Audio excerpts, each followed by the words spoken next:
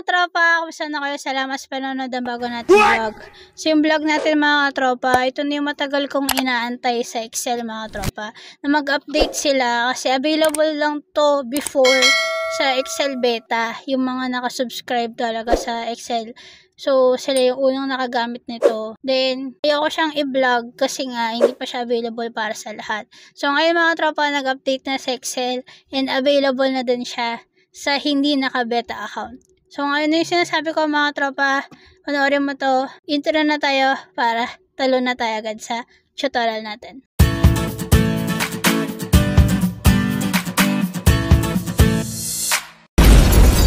So mga tropa, ito yung sinasabi ko mga tropa, paano tayo mag-i-insert ng picture sa Excel? So yung normal nating alam kasi mga tropa is, kunyari insert, then picture, then kung makikita nyo dito mga tropa, nag-iba na yung itsura ng paglalagay ng picture sa Excel. So may two choices na dito ngayon, place in cell and place over cells. So yung lumang version mga tropa is ito yon, place over cells. Then tapos same lang yan mga tropa. This device, ito na yun dati. Ito lang siya before. Okay, so ito siya. Then kunyari ay blue. So ito mga tropa, ito piliin natin, then insert. So makikita nyo siya dito, ayan siya. Super laki niya. Then ang ginagawa natin dyan is yan, ini-edit natin siya para lumiit siya, then para mag-fit siya dun sa cell natin mga tropa. Okay, tapos mag-i-edit pa tayo dyan para kung may minove tayo na cell size is gagalaw din yung picture natin. Which is ngayon mga tropa, pinadali na ni Excel yung gagawin natin. Then punta lang tayo dito, then insert picture. So ito siya mga tropa, place in cell. Okay, ibig sabihin nito is, insert the picture directly in the cell. The picture can be moved, sorted, filtered, and referenced in formulas. Okay, so ngayon mga tropa, punta kayo kay this device, yan, or kung nyari nasa online, pwede nyo piliin nyo. So tayo dito, this device. So ngayon mga tropa, pwedeng ang piliin nyo is sunod-sunod kung according sa pagka-click nyo. Yun yung magpipaste niya mga tropa. So kung ito, una nyo click, then hold down control. Yan mga katropa. Ito is sunod-sunod na mapipaste dito. Okay, so insert. Ayan siya mga tropa. Okay, nakita nyo? Sunod-sunod lang siya. Then kung ano yung size ng cell natin is, yun na siya. Then edit lang natin, i-center natin sila. Hindi ko na-highlight. Center natin sila. Yan mga tropa. So ngayon kunyari, ilakihan ko tong mga size ng cell natin. Ayan siya. Nakita nyo, lumalaki din siya. Nagbabago siya according sa size na ginagawa ko. Okay? So kunyari mga tropa, i-undo ko. Ganyan lang yung data natin. Then gusto nyo siyang lumaki. Ang pindutin nyo is Control Shift F5. Ayan siya mga tropa. Okay? Para lumaki yung picture nyo, makita nyo siya ng malaki. Okay? So yan, Control Shift F5. Ayan siya. Okay? So, yan yung shortcut ng paano ma-view ng malaki yung data mo. So, ngayon mga tropa, nare-resize natin siya. Sumusunod siya sa, natin, sa pag-size natin. Okay? Ngayon, paano siya, di ba sabi niya kanina, pwede daw siya i-reference sa formula. So, gawin natin siya. So, mga tropa, bago tayo magpatuloy sa tutorial natin mga tropa, huwag mo na kalimutan i-visit yung Shopee shop ko and TikTok shop.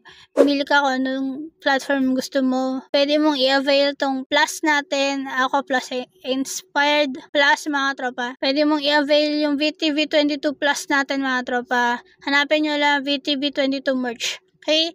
So, konti na lang yung stocks natin. Yung quantity nakikita nyo, yan na yun lang yung quantity. Kaya ubusin nyo na mga tropa. Order ka na. Okay?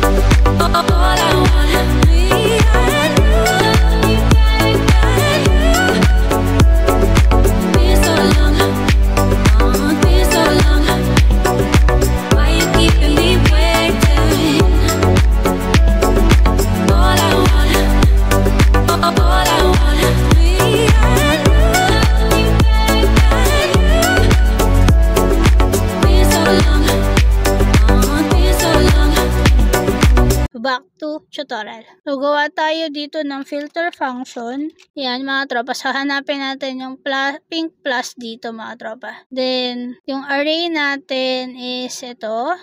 Then, ang include natin is ito should be equal to dito. Then, wala tayong if empty. Then, close and enter. So, yan siya mga tropa. Pag binago mo yan, ayan, nagbabago din siya. Okay? So, ganyan gamitin sa formula mga tropa. So, ngayon, picture, ang ginagawa natin is word, then picture lalabas mga tropa. Pwede din naman natin gawin mga tropa na ang gawin natin is picture. Kunyari din natin alam kung ano ba tong picture na to. Yan ang gawin natin na lookup value natin mga tropa. So, gawa tayo ng x lookup dito. Then, lookup value natin is in picture kasi di natin alam kung anong pangalan niya. Then, lookup array natin mga tropa is, ito yung lookup array natin. Then, yung return array natin is yung pangalan. Then, close natin, then enter. So, ayan siya mga tropa. Kung papalitan ko to, ayan. Nagbabago siya kung ano yung nilalagay mong picture. Okay? So, ganyan siya i-connect sa formula mga tropa. Okay? So, ganyan lang gamitan yung bagong Excel picture mga tropa. Excel update sa paggawa or pag-insert ng picture sa Excel. So, sana may natutunan ka. At kung may natutunan ka, huwag mo kalimutang hit yung like button. Share mo tong video na to para hindi lang ikaw matuto today. And don't forget to hit the subscribe button and notification bell all para updated ka sa mga latest vlogs ko para ma-notify ka sa mga bago kong uploads. Okay? So, see you in my next vlog. Always stay positive. Always enjoy life because life is short. Bye!